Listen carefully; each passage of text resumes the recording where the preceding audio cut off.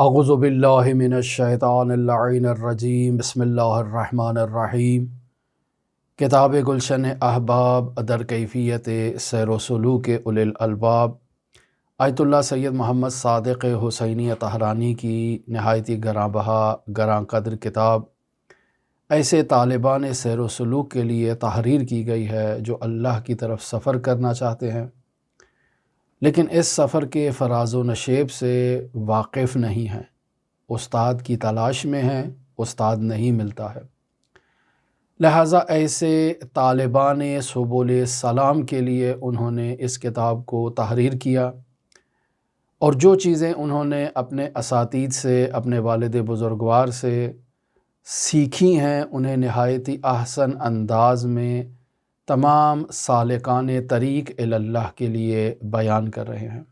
نہایت عمدہ مطالب ہیں اور بس اوقات ان مطالب کو پڑھنے سے انسان متوجہ ہو جاتا ہے کہ اب تک ہم نے جو زندگی بسر کی ہے وہ کس قدر غفلت میں زندگی بسر کی ہے، اور یہ حقائق جو ہمارے سامنے اب جن کے دریچے کھل رہے ہیں اور ایک نیا افق ہمارے سامنے کھل کر سامنے آ رہا ہے، تو معلوم ہوتا ہے کہ ہماری زندگی اب تک بطالت میں گزر گئی اور ہمیں در واقع اللہ کی طرف سفر کرتے وقت جن اہم چیزوں کا خیال رکھنا تھا ہم نے انہیں نظر انداز کر دیا۔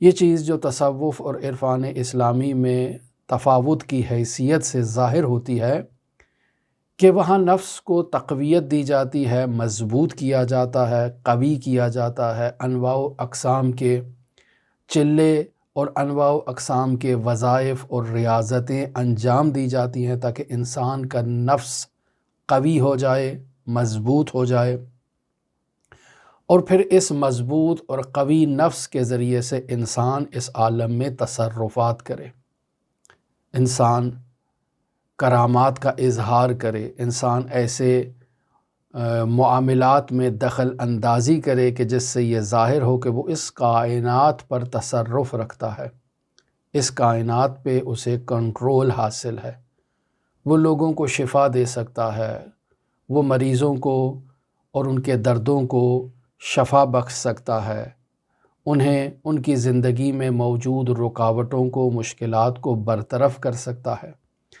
یہ در واقع انسان ایسے چلوں سے، ایسی ریاضتوں سے اپنے نفس کو مضبوط کرتا ہے۔ بطور خاص وہ مرتاض جو ریاضتیں کرتے ہیں، جو چلے کرتے ہیں، ان کی ریاضتوں کا اور ان کے چلوں کا بنیادی مقصد یہی ہوتا ہے۔ لیکن یہاں عرفان شیعی فقاہتی میں، عرفان اسلامی میں جس چیز کی تعلیم دی گئی ہے اہل بیت کے کلام کی روشنی میں، وہ اس نفس کو ختم کرنا ہے، وہ اس نفس کو مضبوط نہیں کرنا ہے، بلکہ اس نفس کو اپنے پیروں تلے کچل کے، اس نفس کو فنا کر کے اللہ کی بارگاہ میں اس نے پہنچنا ہے۔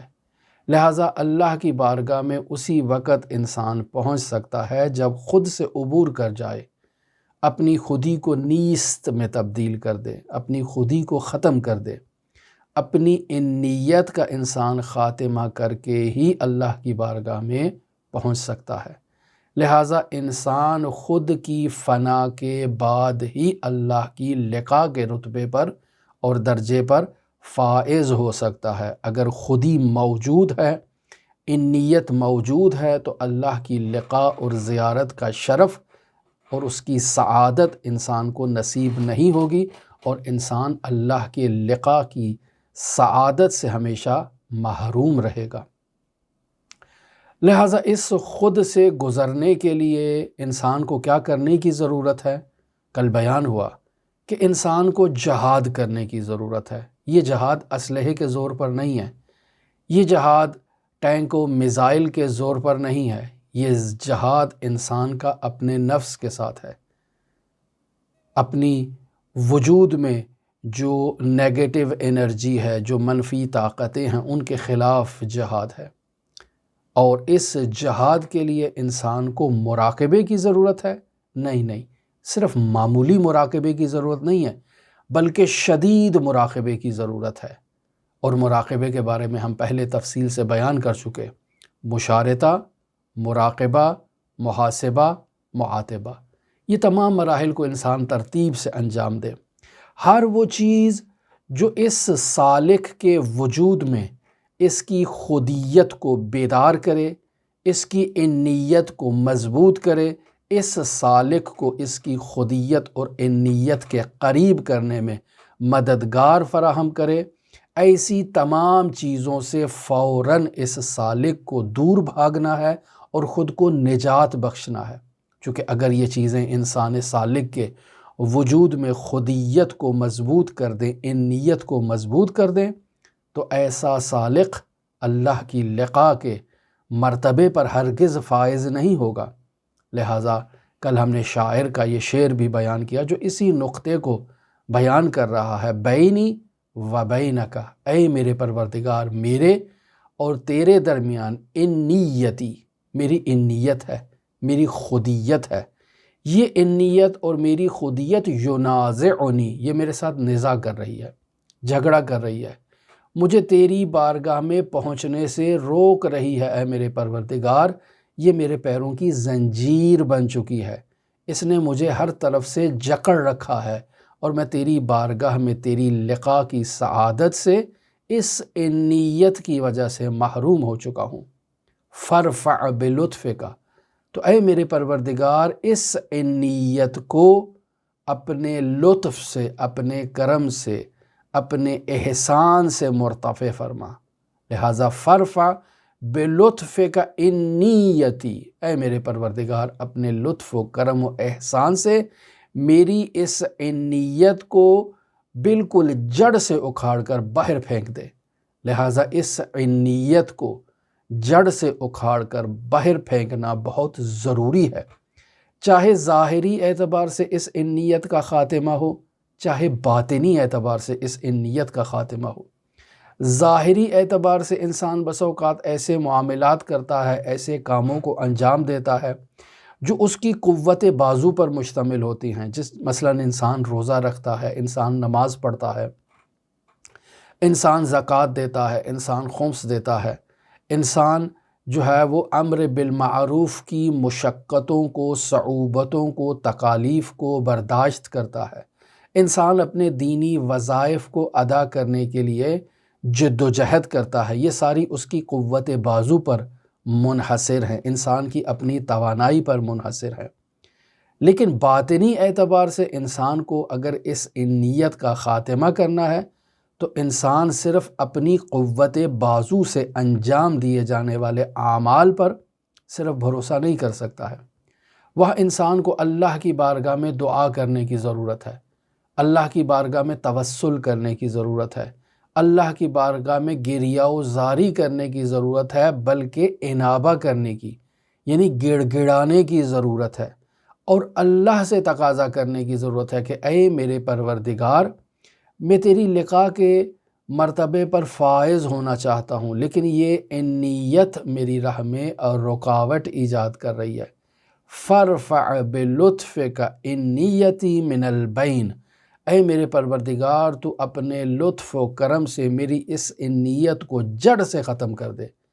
تو اے میرے پروردگار، یہ جو اعمال میں نے اپنی قوت بازو سے انجام دیے ہیں، یہ انجام دیے ہیں، لیکن مجھے ان اعمال پر بھروسہ نہیں ہے، مجھے ان پر جو ہے وہ اعتماد نہیں ہے، معلوم نہیں ہے کہ ان اعمال میں سے کوئی عمل شرف قبولیت تک پہنچے یا نہ پہنچے، مجھے یقین نہیں ہے، لیکن مجھے تیرے لطف اور کرم کا اے میرے پروردگار یقین ہے کہ اگر تو اپنے لطف و کرم و احسان سے میری اس انیت کو جڑ سے اکھاڑ کر باہر پھینک دے تو اے میرے پروردگار تو ایسا کر سکتا ہے، تو میری اس انیت کا خاتمہ فرما تاکہ یہ جو حجاب ہے بینی و بینک انیتی، میرے اور تیرے درمیان یہ جو انیت ہے، یہ انیت اگر ختم ہو جائے تو اے میرے پروردگار میں تیری لقا کے رتبے پر فائز ہو جاؤں گا۔ لہٰذا انسان اپنی قوت بازو کے ساتھ انسان تہجد گزاری کرتا ہے، نماز تہجد پڑھتا ہے، رات کی تاریکی میں اٹھ کر اللہ کی بارگاہ میں استغفار کرتا ہے، استغفر اللہ ربی و اتوب الیہ کہتا ہے، अस्तगफिरुल्लाह अल्लज़ी ला इलाहा इल्ला हुवल हय्युल क़य्यूम अर्रहमानुर रहीम बदीउस समावाति वल अर्द मिन जमीअ ज़ुल्मी व जुर्मी व इसराफ़ी अला नफ्सी व अतूबु इलैक। ये इस्तिग़फ़ार हज़रत इमाम जाफ़र सादिक़ अलैहिस्सलातु वस्सलाम से नकल हुआ है कि 400 मरतबा इस कलमे का तकरार किया जाए और अल्लाह की बारगाह में इस अंदाज़ में इस्तिग़फ़ार किया जाए। तो वो इंसान सालिक आधी रात को उठकर 400 मरतबा अल्लाह की बारगाह में इस इस्तिग़फ़ार को अंजाम देता है। तहज्जुद गुज़ारी करना यानी रात के उस पहर में बेदार होना, अल्लाह से हम कलाम होना, कुरान मजीद की तिलावत करना, इस्तिग़फ़ार करना, और वो 11 रकात नमाज जो नमाज तहज्जुद के उन्वान से याद की जाती हैं, उन नमाज़ों को पढ़ना, ये एक इंसान सालिक के लिए लाजिम और ज़रूरी है। अगर एक इंसान कमाल तक पहुँचना चाहता है, अल्लाह की लिक़ा और तक़र्रुब के मरहले पर फ़ाइज़ होना चाहता है, तो उसे अपनी नीयत के ख़ात्मे के लिए इन ज़ाहिरी आमाल को अंजाम देना ये उस पर लाजिम है, ये उस पर ज़रूरी है। अगरचे ये आमाल मुस्तहब हैं लेकिन उसके लिए वाजिब हैं, उसके लिए ये चीज़ें मुस्तहब नहीं हैं। उसने अल्लाह की बारगाह में पहुँचना है और अल्लाह की बारगाह में पहुँचने के लिए तहज्जुद गुज़ारी वाजिबात में से है। इंसान अगर अल्लाह की लिक़ा के रुतबे पर फ़ाइज़ होना चाहता है तो तहज्जुद गुज़ारी के बग़ैर इंसान अल्लाह की बारगाह में शरफ़ हुज़ूर की सआदत से महरूम रहेगा, हरगिज़ अल्लाह की बारगाह में नहीं पहुँच सकता। लेकिन अब ये इंसान तहज्जुद गुज़ारी तो कर रहा है, लेकिन इसकी तहज्जुद गुज़ारी की समत का सही होना ये औजब मिनल वाजिबात में से है। यानी क्या मतलब? यानी इंसान तहज्जुद गुज़ारी कर रहा है लेकिन उसकी समत नादुरुस्त है। यानी वो रात को तहज्जुद तो पढ़ता है, रात को अल्लाह की बारगाह में कुरान मजीद की तिलावत करता है, इस्तिग़फ़ार करता है, अल्लाह से हम कलाम होता है, अल्लाह से राज़ो नियाज़ करता है, लेकिन जैसे ही सूरज तुलू होता है इस इंसान के वजूद में एक उजुब आ जाता है, एक तकब्बुर आ जाता है, एक गुरूर आ जाता है कि मैंने तो रात को तहज्जुद पढ़ी है, ये मेरे हमसाये ने नहीं पढ़ी है, ये मेरे साथ जो कारोबार में शरीक इंसान है इसने तहज्जुद नहीं पढ़ी है, ये मेरे घर के जो अजीज़ व अकारिब हैं इन्होंने तो तहज्जुद नहीं पढ़ी है, तहज्जुद तो मैंने पढ़ी है।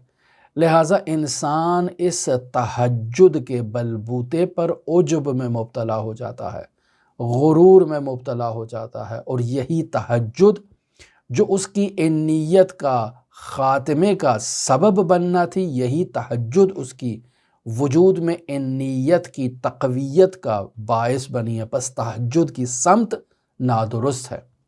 इस तहज्जुद ने इंसान के वजूद से वज़न को कम करना था, इंसान की सक़ालत को ख़त्म करना था, इंसान से बोझ को उतार कर बाहर फेंकना था, यानी उसकी नीयत का ख़ात्मा करना था। लेकिन ये तहज्जुद नीयत का ख़ात्मा करने के बरअक्स नीयत को मज़बूत से मज़बूत तर करती चली जा रही है, इंसान के वज़न में मज़ीद इजाफ़े का सबब बन रही है। ये तहज्जुद इंसान को मज़ीद जो है वो तारीकियों में धकेल रही है, नूरानियत की तरफ नहीं ले जा रही है। क्यों? क्योंकि इसकी समत दुरुस्त नहीं है। लिहाजा इंसान को इन चीज़ों का ख़याल रखना चाहिए। अहले सुलूक और गैर अहले सुलूक की तहज्जुद में फ़र्क यही है कि अहले सुलूक जब तहज्जुद पढ़ते हैं तो उनकी ये तहज्जुद गुज़ारी उनकी नीयत के ख़ात्मे का सबब बनती है, यानी उनकी सक़ालत में कमी लेकर आती है, उनके वज़न में कमी लेकर आती है। ये वज़न जिस्मानी नहीं है, बल्कि ये वज़न उनके गुनाहों का बोझ है, ये वज़न उनके वजूद पर माहियत का बोझ है, ये वज़न उनके वजूद पर जो नफसानी आसार हैं, जो खुदियत के आसार हैं, जो नीयत के आसार हैं, उनके ख़ात्मे का बाइस बनती है। जबकि आम अफराद जब तहज्जुद गुज़ारी करते हैं तो वो उनके वज़न के कमी का बाइस नहीं बनती है, बल्कि उनकी नीयत में मजबूती और इस्तेहकाम का बाइस बनती है। بس ایک اللہ کا بندہ جو اللہ کی طرف سلوک کر رہا ہے، جو اللہ کی طرف سفر کر رہا ہے، اس کی تہجد ان نیت کے خاتمے اور اس کے وزن اور ثقالت میں کمی کا باعث ہے، جبکہ دوسرا انسان جو سالک اللہ نہیں ہے اور تہجد گزاری کر رہا ہے، اس کے ساتھ ایسی کیفیت ایجاد نہیں ہو رہی ہے۔ لہٰذا انسان خود کو موجود تصور نہ کرے، یعنی ایسے تہجد گزاری کرے کہ جیسے میں کوئی وجود ہی نہیں رکھتا ہوں جو تہجد پڑھ رہا ہے۔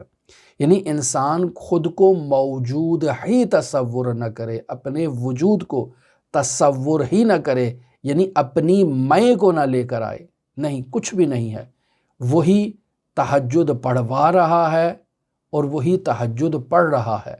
انسان خود کو بالکل وہاں سے اپنی ان نیت کو، اپنی خودیت کو تصورات میں نہ لائے، بلکہ بسا اوقات انسان اس قدر اپنی ان نیت اور اپنی خودیت کے خاتمے میں آگے قدم بڑھا دے کہ انسان اپنا مقایسہ اب انسانوں سے نہیں کر رہا ہے۔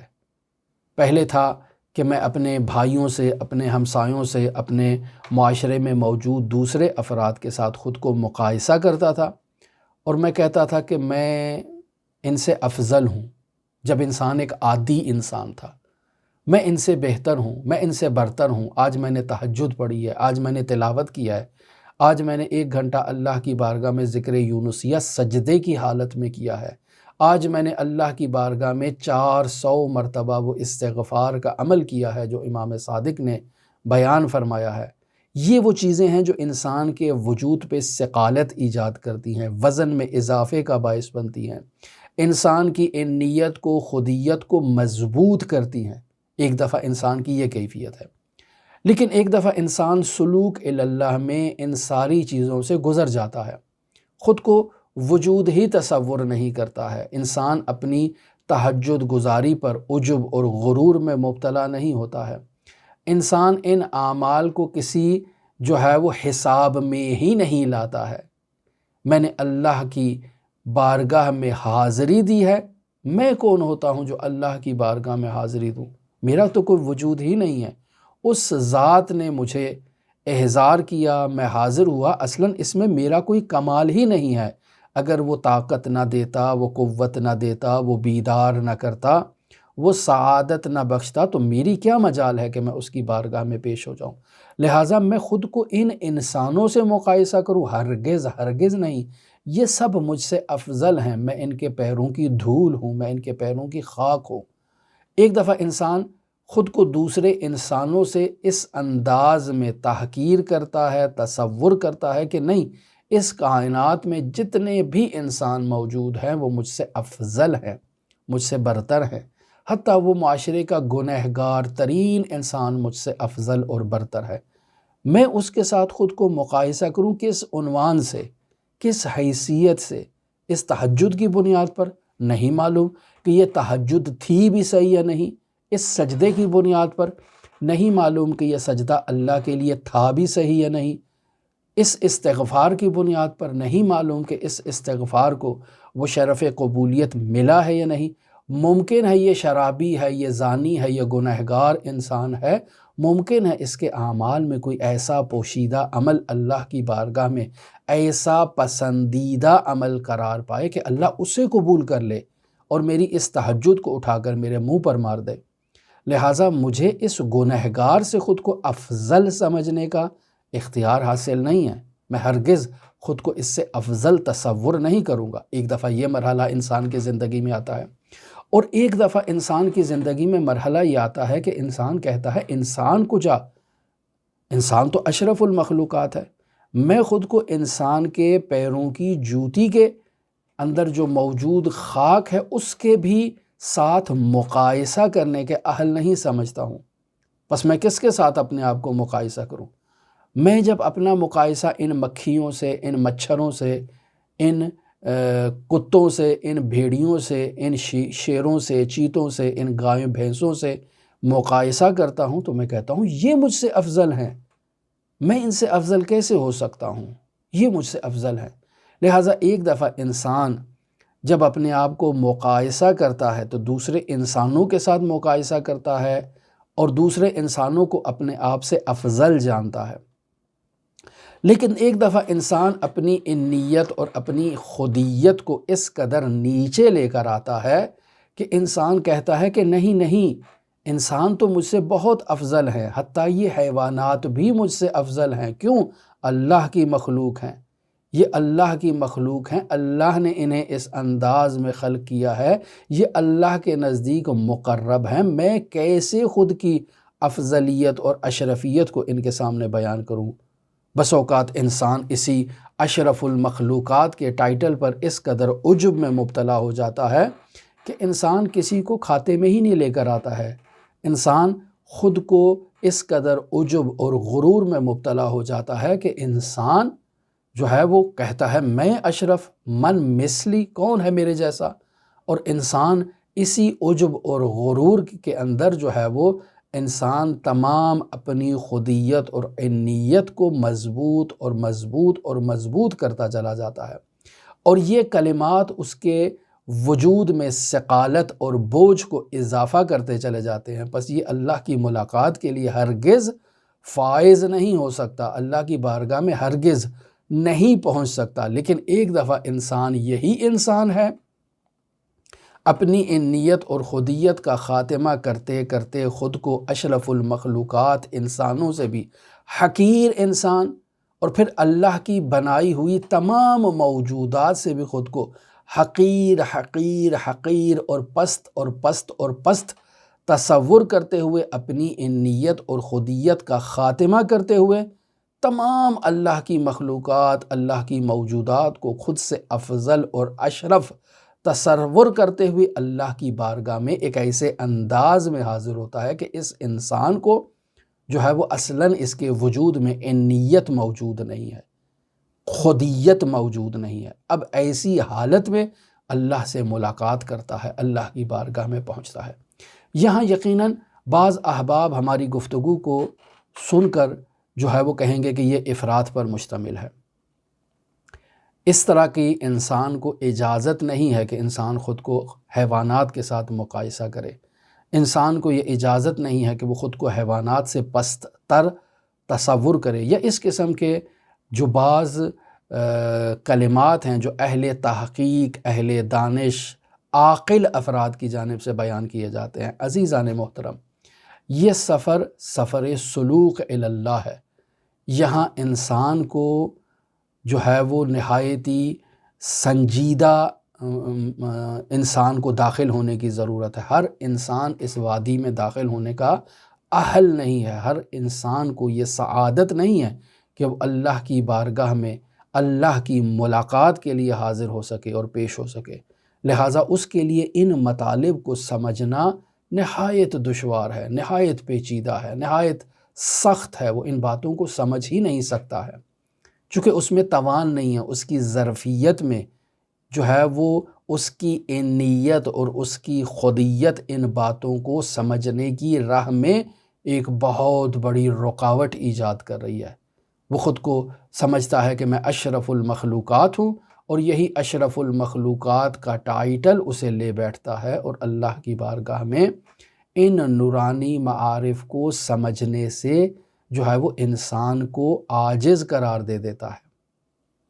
وگرنہ یہ مطالب حق ہے، یہ مطالب نور ہے۔ جس شخص میں جو ہے وہ انیت کی ظلمات موجود ہوں، تاریکیاں موجود ہوں، وہ ان معارف کو نہیں سمجھ سکتا ہے۔ لہٰذا دیکھیں، مرحوم ابن فہد حلی نے اپنی کتاب عدۃ الداعی صفحہ نمبر 218 پر ایک نہایت ہی عجیب روایت کو تحریر کیا ہے کہ انسان اس روایت کو پڑھنے کے بعد اس کے رونگٹے کھڑے ہو جاتے ہیں۔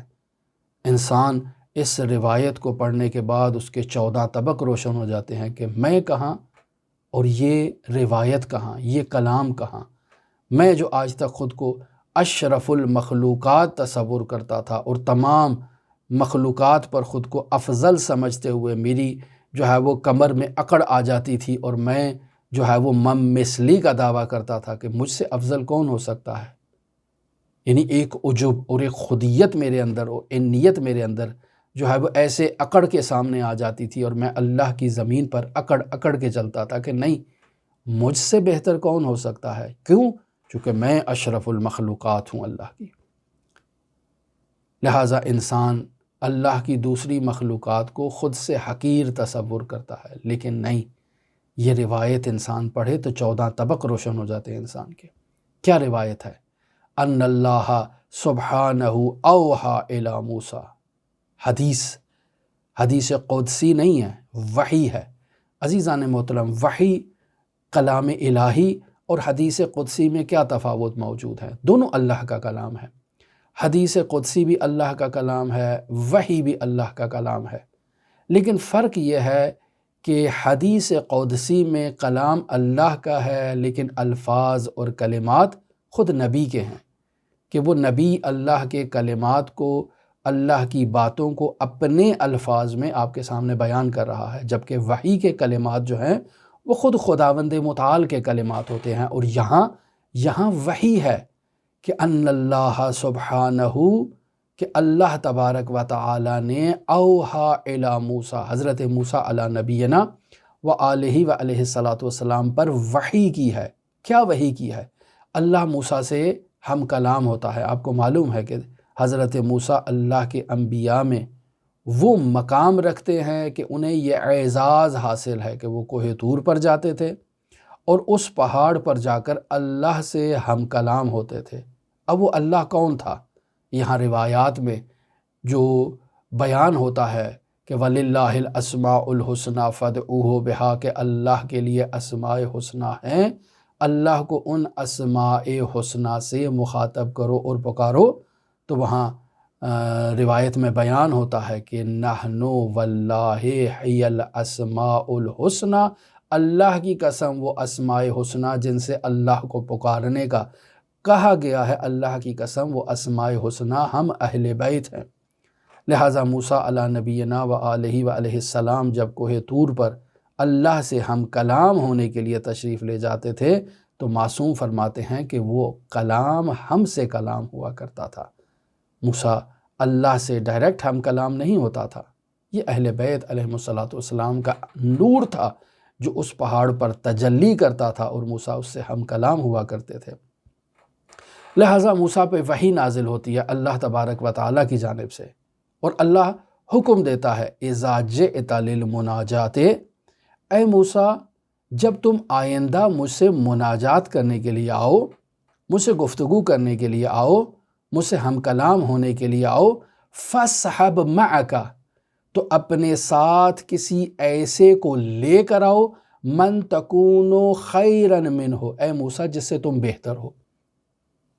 آئندہ موسیٰ جاؤ، اس روئے زمین پر جا کر ایک ایسے بندے کو یا ایک ایسی موجود کو تلاش کرو کہ موسیٰ تم اس سے بہتر ہو، وہ موجود تم سے پستر ہو، تم سے حقیرتر ہو، تم اس سے بہتر ہو، ایسی موجود کو میرے پاس لے کر آؤ۔ اب یہ موسیٰ کے لیے ایک ایسا امتحان ہے، اور اللہ بسا اوقات ایسی آزمائشیں لیتا ہے اپنے انبیاء سے کہ انسان کے رونگٹے کھڑے ہو جاتے ہیں، انسان متعجب ہو جاتا ہے کہ اللہ نے یہ کس آزمائش میں موسیٰ کو ڈال دیا ہے۔ ایک ایسی موجود کو لے کر آنا ہے کہ موسیٰ اس موجود سے افضل ہو۔ عجب، ہم اگر اس کلام کو دیکھیں تو ہم معاشرے میں کسی بھی فرد کو اٹھا کر لے جائیں، کیونکہ ہم اشرف المخلوقات تو خود ہیں، ہم کہتے ہیں ہم اشرف ہیں، پس جتنے بھی موجودات معاشرے میں موجود ہیں وہ ہم سے پستر ہیں، ہم سے حقیرتر ہیں، چاہے وہ انسان ہوں، چاہے وہ حیوانات ہوں، چاہے وہ جمادات ہوں، کوئی بھی ہوں، ہم تو افضل ہیں۔ لہٰذا ہمارے لیے بہت آسان تھا، ہم کسی کو بھی اٹھا کر لے جا سکتے تھے، لیکن موسیٰ اولو العزم نبی ہیں، موسیٰ کو معمولی ہستی نہیں ہے، موسیٰ کو اللہ کے مزاج کا علم ہے، موسیٰ بہتر جانتے ہیں کہ اسے کسے لے کر جانا ہے اور کسے نہیں لے کر جانا۔ فَجَعَلَ مُوسَىٰ لَا يَعْتَرِضُ أَحَدًا، اب موسیٰ جاتا ہے لوگوں کے اندر، لوگوں کو دیکھتا ہے، فلاں آدمی کو، فلاں آدمی کو، فلاں آدمی کو، فلاں آدمی کو، تمام لوگوں کو جب موسیٰ مشاہدہ کرتا ہے تو لا یعترض احدا، موسیٰ کسی کے ساتھ متعرض نہیں ہوتا ہے کہ میں اس کو لے کر جاؤں گا۔ اب موسیٰ جب کسی کو نہیں لے کر جا سکتا، کیوں نہیں لے کر جا سکتا؟ الا ہوا لا یجسرو، موسیٰ یہ جسارت کیسے کر سکتا ہے کہ ان یقول انی خیر منہ، کہ موسیٰ اس جرأت کا اظہار کرے، اس گستاخی کا اظہار کرے اور یہ دعویٰ کرے کہ میں فلاں شخص سے بہتر ہوں. یہ کیسے موسیٰ کر سکتا ہے؟ حالانکہ موسیٰ اولو العزم نبی ہے، اولو العزم اللہ کا رسول ہے، یہ کوئی معمولی ٹائٹل نہیں ہے. لیکن موسیٰ کی یہ سیرت اس قدر انسان کو جو ہے وہ بیدار کرتی ہے کہ انسان جو اپنی انیت اور خودیت میں اس قدر انیت اور خودیت کو مضبوط کیے ہوئے ہے کہ خود کو ہر کسی سے افضل اور اشرف جانتا ہے. معاشرے میں موجود جو اس کے اطراف میں لوگ ہیں ان تمام لوگوں سے خود کو اشرف، افضل اور برتر سمجھتا ہے. لیکن موسیٰ ایسا نہیں کر رہے ہیں. موسیٰ کہتے ہیں کہ میں کیسے جرأت کر سکتا ہوں، کیسے گستاخی کر سکتا ہوں کہ کہوں میں اس سے بہتر ہوں. لہٰذا کیا ہے جملہ روایت کا؟ فَجَعَلَ مُوسَىٰ لَا يَعْتَرِضُ أَحَدًا، یعنی موسیٰ نے جب جا کر جستجو کی تو کسی بھی انسان کے ساتھ متعرض نہیں ہوئے، مقابلہ نہیں کیا. الا مگر کیا کہ ہوا لا یجسر، موسیٰ نے یہ جسارت نہیں کی. کس چیز کی جسارت نہیں کی؟ کہ ان یقول، وہ کہے کہ انی خیر منہ، میں فلاں انسان سے بہتر ہوں. یہ جسارت موسیٰ نہیں کر سکے. اولو العزم ہونے کے باوجود، اللہ کے ایسے نبی ہونے کے باوجود جسے یہ اعزاز حاصل ہے کہ وہ کوہ طور پر جا کر ہم کلام ہوتا ہے، کسی اور کو یہ اعزاز نصیب نہیں ہوا ہے. ہم اگر 2 دن نماز تہجد پڑھ لیں تو مثلی کا دعویٰ کرتے ہیں. کون ہے ہمارے جیسا؟ ہم نے آج تہجد پڑھی ہے، ہم نے آج ذکر یونسیہ پڑھا ہے، ہم نے آج 400 دفعہ استغفار پڑھا ہے، ہم نے قرآن مجید کی تلاوت کی ہے، تمام رات اللہ کی عبادت کی ہے. ہم جیسا کون ہو سکتا ہے؟ لیکن موسیٰ یہ جرأت نہیں کر رہے ہیں. ہم اپنے عابد ہونے پر غرور کرتے ہیں، اپنے عالم ہونے پر غرور کرتے ہیں، اپنے مالدار ہونے پر غرور کرتے ہیں. ایک معمولی سی پوسٹ ہمیں سرکاری محکمے میں کیا مل جاتی ہے، ہم اس میں غرور کرتے ہیں، اپنے مقام و منصب پر غرور کرتے ہیں. اور یہ غرور اور تکبر اور عجب ہماری گردن میں ایک ایسا سریہ ڈال دیتا ہے کہ معاشرے میں موجود ہر انسان کو ہم خود سے حقیر اور پست سمجھتے ہیں اور مثلی کا دعویٰ کرتے ہیں. کون ہے مجھ جیسا؟ میں تو انسان ہوں، اشرف المخلوقات ہوں، مجھ جیسا کون ہے؟ ایک ایسا عجب اور ایک ایسی انیت اور ایک ایسی خودیت انسان میں جو ہے وہ ابھر کر آتی ہے کہ انسان خود کو سب سے بہتر سمجھتا ہے. لیکن موسیٰ اولو العزم ہونے کے باوجود، اللہ کے منتخب ہونے کے باوجود، کلیم اللہ ہونے کے باوجود اپنی امت میں سے کسی سے بھی خود کو بہتر نہیں جان رہے ہیں. کہتے ہیں میں کیسے جسارت کروں اور کہوں کہ میں ان سے بہتر ہوں. اچھا، اب جب موسیٰ انسانوں سے بہتر نہیں ہے تو پھر موسیٰ اب تم کیا کرو گے؟ فَنَزَلَ عَنِ النَّاسِ، موسیٰ انسانوں سے نیچے تنزل کرتے ہیں کہ نہیں، اللہ نے تو صرف یہ نہیں کہا کہ تم انسان لے کر آؤ، اللہ نے مجھے کہا ہے کہ کسی ایسی موجود کو اپنے ساتھ لے کر آؤ کہ جس سے موسیٰ تم افضل ہو. وہ موجود انسان بھی ہو سکتی ہے، وہ موجود حیوان بھی ہو سکتی ہے، وہ موجود جماد بھی ہو سکتی ہے، کوئی بھی موجود ہو سکتی ہے. میں نے کسی ایسے کو لے کر جانا ہے جس سے موسیٰ افضل ہو. فَنَزَلَ عَنِ النَّاسِ، موسیٰ انسانوں سے نیچے اترتے ہیں. وَشَرَعَ فِي أَصْنَافِ الْحَيْوَانَاتِ، موسیٰ اب حیوانات کی اقسام میں جستجو کرنا شروع کرتے ہیں کہ کون سا حیوان ایسا ہے جس سے موسیٰ افضل ہو. تعجب، اولو العزم نبی حیوانات میں تلاش کر رہے ہیں کہ کون حیوان ایسا ہے جو موسیٰ علی نبینا و آلہ و علیہ السلام سے قابل قیاس ہو اور موسیٰ خود کو اس سے افضل قرار دے، برتر قرار دے، اشرف قرار دے.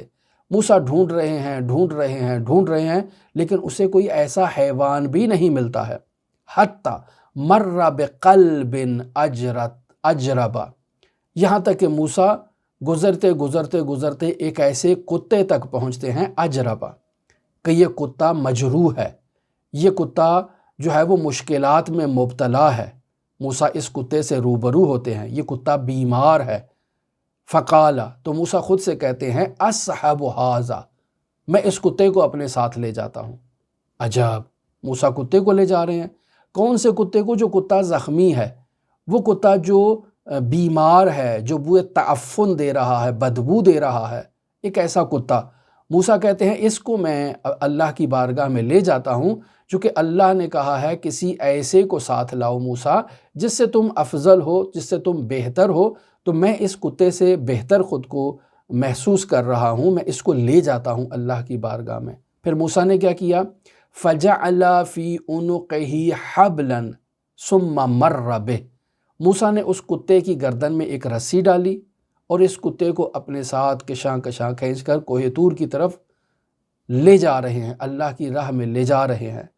فَلَمَّا كَانَ فِي بَعْضِ الطَّرِيقِ، جب موسیٰ اس کتے کو لے جاتے راستے میں کچھ راستہ طے کیا، تو اب موسیٰ کے ذہن میں آیا کہ میں اس کتے کو لے کر جا رہا ہوں، یعنی موسیٰ تم اس کتے سے افضل ہو۔ یہ جب خیال آیا، شمر القلب من الحبل وارسلہ، موسیٰ نے اس کتے کی گردن سے رسی کو کھولا اور اس کتے کو چھوڑ دیا کہ میں اس کتے سے افضل ہوں، یہ کیسے ہو سکتا ہے؟ کتے کو بھی چھوڑ دیا۔ فلما جاء الى مناجات رب سبحانہ، اب جب موسیٰ اللہ کی بارگاہ میں پہنچے مناجات کے لیے، اللہ سے ہم کلام ہونے کے لیے، فقال یا موسیٰ، تو اللہ نے موسیٰ کو مخاطب قرار دے کر کہا، اے موسیٰ اینما امرتک بہ، اے موسیٰ وہ موجود کہاں ہے جس کا میں نے تمہیں حکم دیا تھا کہ آئندہ جب میرے پاس آنا تو ایک ایسی موجود کو لے کر آنا کہ موسیٰ جس سے تم افضل ہو۔ وہ موجود موسیٰ بتاؤ کہاں ہے، تم اس کو کیوں نہیں لے کر آئے ہو؟ قال، تو موسیٰ نے اپنے پروردگار کی بارگاہ میں کہا، یا رب لم اجد ہو، اے میرے پروردگار میں نے تیری مخلوقات میں، تمام مخلوقات میں جستجو کی ہے، سرچ کیا ہے، کسی ایسی موجود کو تلاش کرنے کی کوشش کی ہے کہ موسیٰ جس موجود سے افضل ہو، تو اے میرے پروردگار لم اجد ہو، میں نے کسی ایسی موجود کو دیکھا ہی نہیں ہے۔ اب خداوند متعال نے موسیٰ کو کیا کہا؟ فقال اللہ تعالی، حضرت موسیٰ کو اللہ کہہ رہے ہیں، وَعِزَّتِي وَجَلَالِي، اے موسیٰ مجھے میری عزت اور میری جلال کی قسم، لَوْ آتَيْتَنِي بِأَحَدٍ لَمَحَوْتُكَ عَنْ دِیوَانِ النَّبُوَّةِ، اے موسیٰ اگر تم کسی کو لے کر میری بارگاہ میں آ جاتے تو میں تمہارا نام انبیاء کی دیوان سے مٹا دیتا۔ اے موسیٰ تم نے یہ جرأت کیسے کی کہ تم کسی ایسے کو لے کر آؤ، کسی ایسی موجود کو، اور خود کو اس سے افضل سمجھو؟ یعنی تمہارے اندر خودیت اور انیت موجود ہے ابھی کہ تم مجھ سے ہم کلام ہو رہے ہو، مجھ سے مناجات کر رہے ہو، مجھ سے باتیں کر رہے ہو، پھر بھی اپنے لیے انیت اور اپنے لیے خودیت کو تصور کر رہے ہو۔ تو اے موسیٰ اگر تم اس کتے کو بھی لے آتے، یعنی یہ ہمارے الفاظ ہیں کہ وہ کتا کہ جو بیمار ہے، وہ کتا جو تعفن کی بدبو دے رہا ہے، وہ کتا جو جگہ جگہ سے مجروح ہے، اگر تم ایسے کتے کو بھی موسیٰ اٹھا کر لے آتے میری بارگاہ میں اور یہ اظہار کرتے کہ تم اس کتے سے بہتر ہو، تو اے موسیٰ تمہارا نام دیوان انبیاء سے مٹا دیتا اور تمہیں ساقط کر دیتا اس مقام سے، اور یہ شرف جو تمہیں حاصل ہے کہ تم اللہ سے ہم کلام ہو رہے ہو، یہ شرف بھی تم سے چھن جاتا۔ تو عزیزان محترم، موسیٰ جو اولو العزم ہیں، جو اللہ کے محبوب ہیں، جو کلیم اللہ کا اعزاز رکھتے ہیں، وہ خود کو اگر کتے سے افضل تصور کرتے ہوئے اس کتے کو اللہ کی بارگاہ میں لے جاتے تو نبوت سے ساقط ہو جاتے۔ یہاں کہنے کا مطلب یہ ہے کہ اگر انسان اللہ کے کلیم اللہ ہونے کے مقام پر، اعزاز پر فائز ہو جائے اور اس قدر بلندیوں پر انسان انبیاء اولو العزم میں پہنچ جائے کہ اللہ سے ہم کلام ہو سکتا ہے، لیکن ایک ذرہ سی خودیت اور انیت اگر اس کے اندر بیدار ہو جائے اور وہ خود کو کتے سے افضل تصور کرنے لگے، تو اللہ کہتا ہے میں تجھے دیوان انبیاء سے باہر نکال دوں گا، تمہارا نام اس انبیاء کی فہرست سے خارج کر دوں گا۔ تو عزیزان محترم، ہم کہاں ہیں؟ ہم جو خودیت اور انیت کا مجسمہ ہیں، ہم اللہ کی بارگاہ میں لقاء اللہ کے لیے سفر کرنا چاہتے ہیں، تو کیا ہم اس انیت کے ساتھ اور اس خودیت کے ساتھ اللہ کی بارگاہ میں پہنچ سکتے ہیں؟ ہرگز نہیں۔ لہٰذا شاعر نے کیا خوب کہا کہ بینی و بینک عنیتی ینازعنی کہ میرے اور تیرے درمیان یہی میری عنیت ہے جو میرے ساتھ نزاع کر رہی ہے، میرے ساتھ جھگڑا کر رہی ہے، مجھے تیری بارگاہ میں شرف ملاقات سے روک رہی ہے۔ تو اے میرے پروردگار تو اپنے لطف و کرم سے میری اس عنیت کا خاتمہ فرما اور جڑ سے خاتمہ فرما۔ ایسے جیسے حضرت موسیٰ تھے کہ خود کو ایک کتے سے بھی افضل اور بہتر نہیں قرار دے رہے، اور اللہ کی بارگاہ میں اتنی سی عنیت بھی لے کر نہیں جا رہے کہ اگر اتنی سی عنیت لے کر چلے جائیں تو اللہ کہتا ہے مجھے اپنی عزت و جلال کی قسم میں تمہارا نام انبیاء کے دیوان سے مٹا دیتا۔ تو عزیزان محترم، یہ روایت پڑھ کے انسان کے رونگٹے کھڑے ہو جاتے ہیں کہ ہم کہاں ہیں۔ یہ جو عبادات کی جا رہی ہیں، یہ جو نمازیں روزے رکھے جا رہے ہیں، یہ کیا ہمارے لیے بوجھ کا باعث تو نہیں ہے؟ یہ کیا ہماری عنیت اور خودیت میں اضافے کا باعث تو نہیں ہے؟ اگر ایسا ہے تو ہمیں تجدید کرنی چاہیے کہ ہم ان پر غرور اور تکبر میں مبتلا نہ ہوں۔ کل بیان کروں گا آپ کی خدمت میں کہ وہ فقہا جو تمام زندگی بھر اللہ کی اطاعت اور عبادت میں صرف کیا کرتے تھے، اپنی وصیت میں لکھ کر جاتے ہیں کہ میرے بعد میری نمازوں اور میرے روزوں کی اور عبادات کی قضا کے لیے اجیر معین کیا جائے۔ نہیں معلوم یہ عبادات اللہ کی بارگاہ میں شرف قبولیت کے درجے پر فائز ہوئی ہیں یا نہیں، لیکن ان کی زندگی کو دیکھیں تو اللہ کے مقرب ترین بندے ہوا کرتے تھے۔ کبھی کوئی نماز ترک نہیں کی، کبھی کوئی روزہ ترک نہیں کیا، کبھی کوئی تہجد ترک نہیں کیا۔ شیخنا الاعظم شیخ مرتضیٰ انصاری جیسی شخصیات وصیت کر کے جاتی ہیں کہ میرے لیے نائب لیا جائے۔ دعاگو ہیں خداوند متعال ہمیں ان معارف کو سمجھنے کی توفیق عطا فرمائے۔ دعاگو ہیں خداوند متعال ان معارف کو سمجھنے اور ان معارف کے ذریعے سے سلوک اللہ کے سفر میں ہماری مدد فرمائے، ہم اللہ کی بارگاہ میں پہنچ سکیں، اللہ سے اپنی عنیت اور خودیت کے بغیر اللہ سے ملاقات کر سکیں، اللہ سے ہم کلام ہو سکیں۔ دعا گو ہے خداوند متعال منجی عالم بشریت حضرت صاحب العصر صاحب الامر صاحب الزمان کے ظہور میں تعجیل فرمائے اور ہمیں حضرت کے اصحاب و اعوان و انصار کی فہرست میں شمار فرمائے۔ اللہم صلی علی محمد و آل محمد وعجل فرج قائم آل محمد۔